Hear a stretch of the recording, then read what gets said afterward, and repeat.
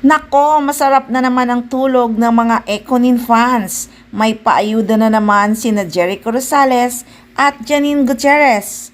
Magkasama ang Econin sa preview ball ng 2025.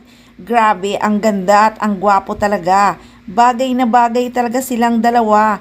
Ang ganda ng OOTD ni Janine Gutierrez ha. Si Eco talaga titig na titig kay Janine.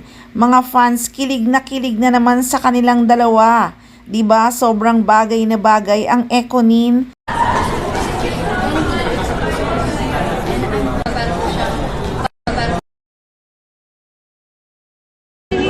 Is this the way? Yes. Hi, Tim. Hi, Timmy. Wow.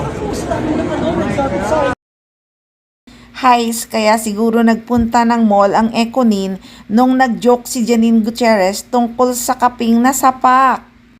Naghanap siguro sila talaga ng OOTD nilang dalawa ni Eco. Correct me if I'm wrong guys ha. Kasi nga 'di ba nag-mall silang dalawa nang bumanat si Janine Gutierrez ng joke tungkol sa kaping na sapak. Hanggang ngayon natatawa ako sa reaksyon ni Eco talaga.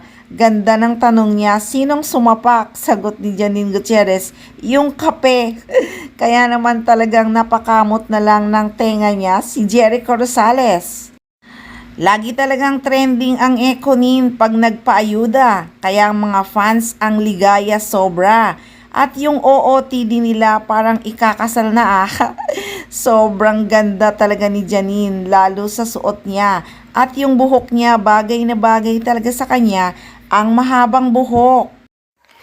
Diyosa talaga sa ganda si Janine Gutierrez, kaya naman si Eco talagang ipinagmamalaki ang actress. Napaka-sweet talaga nilang dalawa. Parang mag-asawa na talaga ang galawan ni na Jericho Rosales at Janine Gutierrez. Wala nang iwanan nito. Forever na talaga ang Econin. So yan muna guys ang masishare kong mga kaganapan ng Econin sa Preview Ball 2025.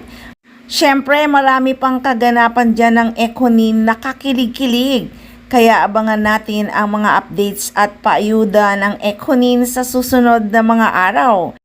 Kaya abang-abang lang ng mga updates ng Econin. Syempre, dito lang yan sa Maarteng Machika!